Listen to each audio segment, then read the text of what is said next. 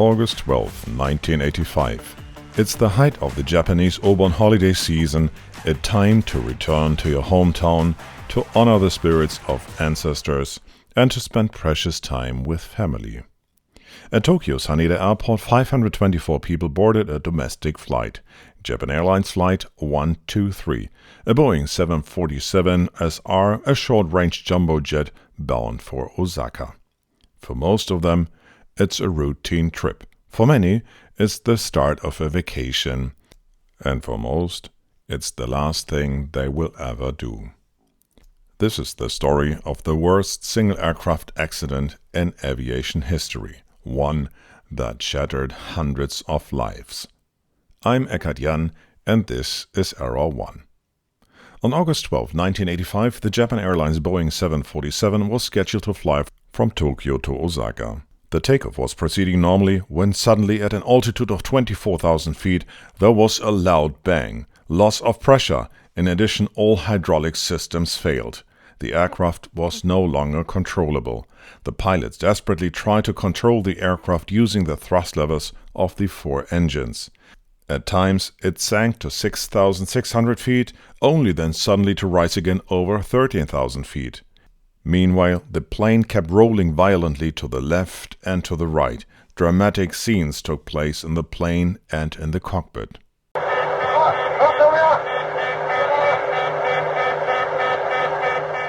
The crew tried to steer the plane to the nearest airport, but in vain. The pilots fought for 32 minutes before the plane crashed in the mountains about 100 kilometers northwest of Tokyo.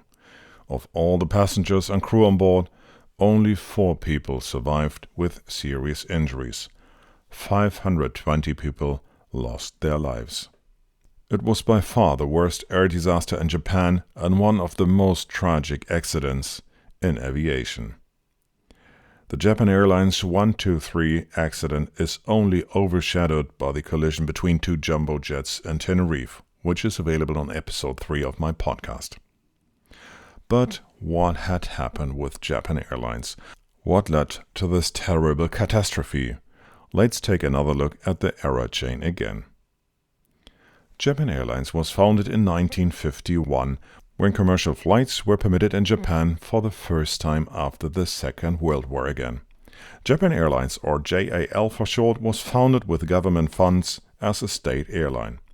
Such airlines were and are called flag carriers because they had special privileges and flying rights. In the early to mid-1980s, air traffic was liberalized in most countries around the world. This gave JAL competition in its own country for the first time. The population of Japan at the time was around 120 million people, with a high population density. Japan stretches over a length of around 2,600 kilometers and is divided into several islands. So air traffic within Japan plays an important and necessary role. JAL generated more than 20% of its turnover from domestic flights only, and demand was growing. In order to meet this demand, JAL needed appropriate airplanes. The largest aircraft on offer at the time was the jumbo jet, the Boeing 747. Japan Airlines approached Boeing and asked the aircraft manufacturer to develop a short-haul version of the jumbo. They explained that they would not need as much fuel capacity, but wanted to offer more seats. The result was the Boeing 747 SR for short range, which was specifically designed to fly back and forth between the major Japanese cities. Instead of the usual 366 seats, JAL was able to transport up to 550 passengers on this particular aircraft. Problem solved. The airline was able to operate the aircraft several times a day on short-haul routes. This enabled the airline to transport large numbers of people quickly and profitably. On the other hand, it was a rather unusual mission profile for a 4-engine wide-body aircraft. This is because the Boeing 747 was not originally designed for short-haul operations.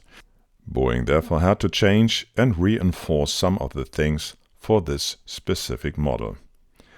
Boeing engineers had calculated that the jumbo would make 24,600 takeoffs and landings over the years. According to Boeing, however, this special 747 SR model should be able to make more than twice as many landings. Japan Airlines operated the aircraft frequently. One of the most important routes was between Tokyo and Osaka, a distance of about 400 kilometers or 250 miles that was flown in about 1 hour of flight time. This route is flown on average about 30 times a day today. It is considered one of the busiest routes on the world. Such domestic routes were and still are highly important for air traffic in Japan, so you can imagine how frequently JAL's short-haul jumbos were used. And of course, with so many takeoffs and landings, something unusual can happen. 7 years before the accident, on June 2, 1978, this plane flew on the same route from Tokyo to Osaka. There was a hard landing and the plane bounced up. On the second touchdown, the aircraft hit the runway with its tail. The fuselage was severely damaged and ripped open. At the end of the pressurized cabin, there is an inner partition called the pressure bulkhead. This was also damaged and torn open. The aircraft was no longer operational for several weeks and had to be repaired. As the technicians at JAL lacked the expertise for such a complex repair, Boeing was asked to carry out the work. The Boeing technicians replaced the lower part of the damaged fuselage and repaired the lower half of the broken pressure bulkhead. This repair was the flight's undoing 7 years later. On the day of the accident, August 12, 1985, the aircraft had already been in service 4 times on various domestic Japanese routes. It landed on Tokyo at 5:12 p.m. There was a crew change. A new crew prepared for the short flight to Osaka. Flight JAL 123 took off an hour later at 6:12 p.m. from Tokyo. On board were 509 passengers and 15 crew members. The aircraft was almost at full capacity. Families, business travelers, children, even the acclaimed singer Kuyo Sakamoto, famous for his hit Sukiyaki, was aboard. The weather was calm, visibility was good. 12 minutes after takeoff, the flight reached an altitude of 24,000 feet. Then, suddenly, a loud explosion rips through the rear of the aircraft. The aft pressure bulkhead, the critical component that seals the pressurized cabin, has failed catastrophically. There was an immediate drop in pressure. The mask fell from the ceilings. In an instant, the vertical stabilizer, the plane's tail, detached completely. All 4 hydraulic systems were severed. Flight controls gone. A breakdown and failure of various systems. The aircraft was now a 747 without a tail, with no steering and no way to fly. There are no procedures, no checklist or training for this. Without hydraulics and a vertical stabilizer, control was extremely limited. The cockpit became a nightmare. Captain Masami Takahama, a veteran pilot with over 12,000 flight hours, fought for control. The pilots desperately tried to steer the aircraft with the last functioning control options, the thrust levers. With asymmetric thrust, it was only partially possible to influence the direction. They also tried to control the altitude with more or less thrust.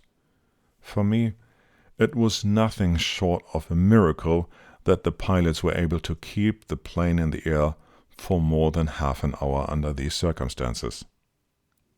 An emergency was declared immediately. They radioed Tokyo ATC. JAL 123. Request immediate return to Haneda. The air traffic controller was clueless and asked about the nature of the emergency.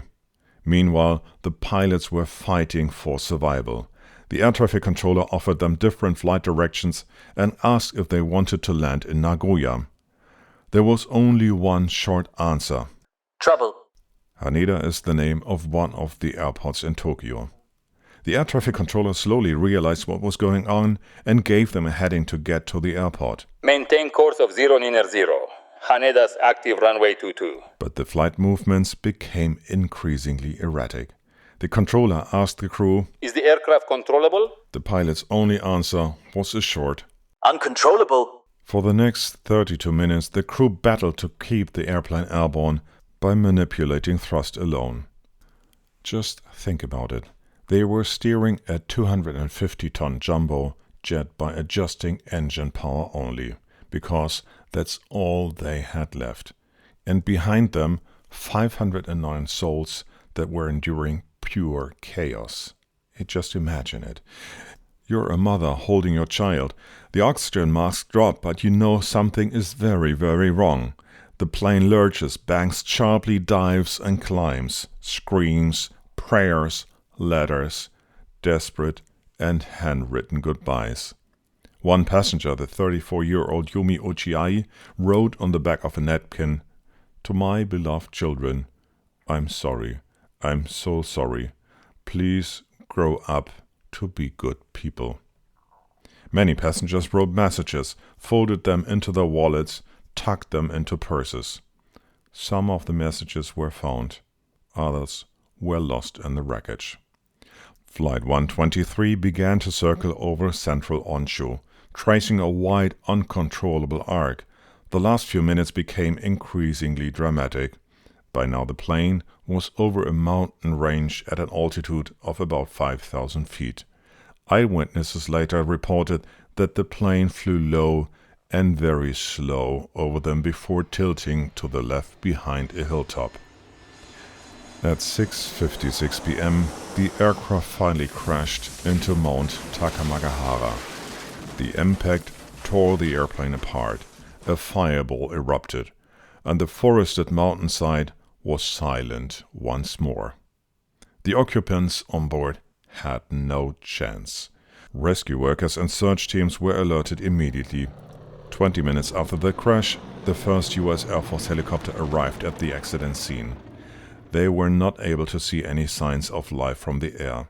In the meantime, night fell in. It became dark and the rescue workers had to call off their search.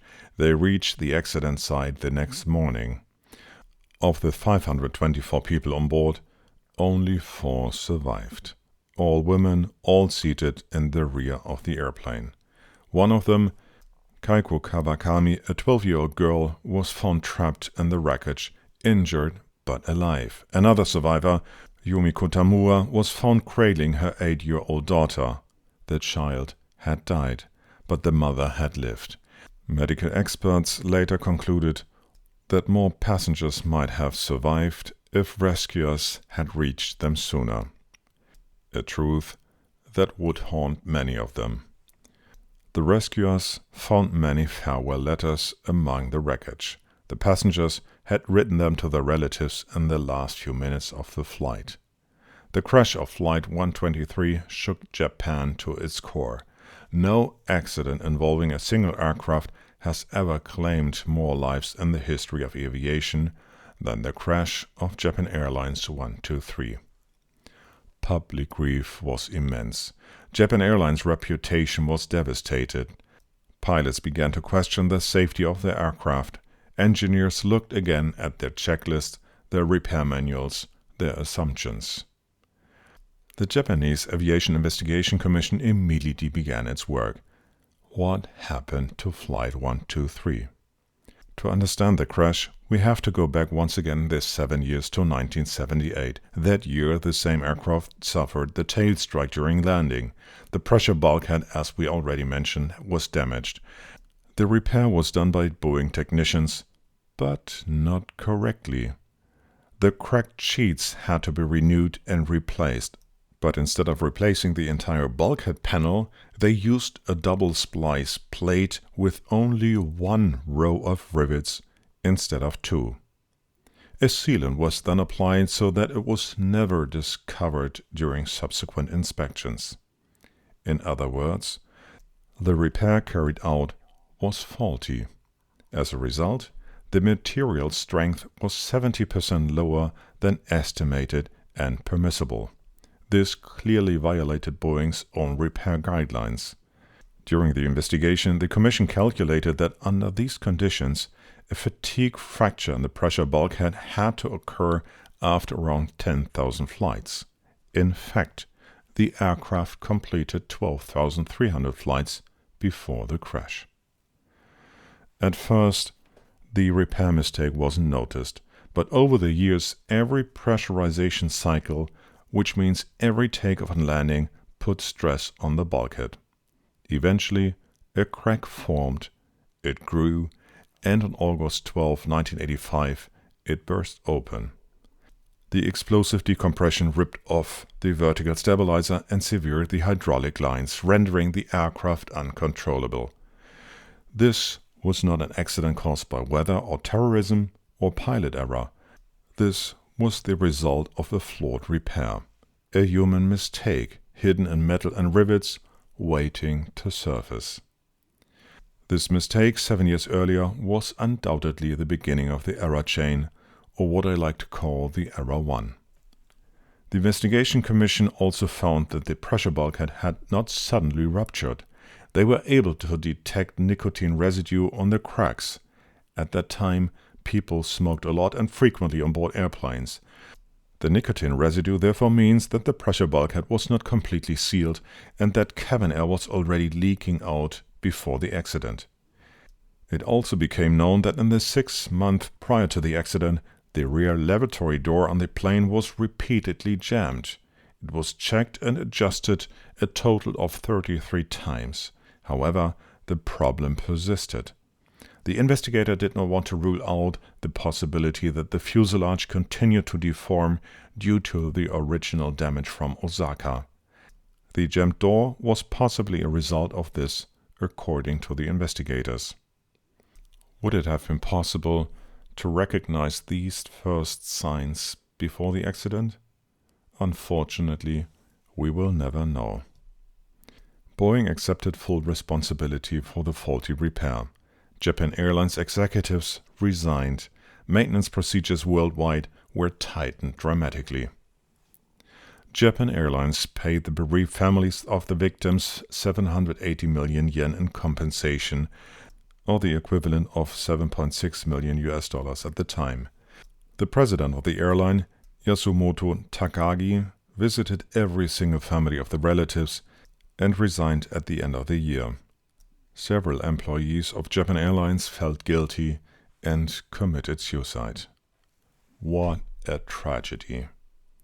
I am absolutely convinced that a good and functioning error culture would have ensured that A, the accident would have been prevented, and B, the suicides would not have taken place.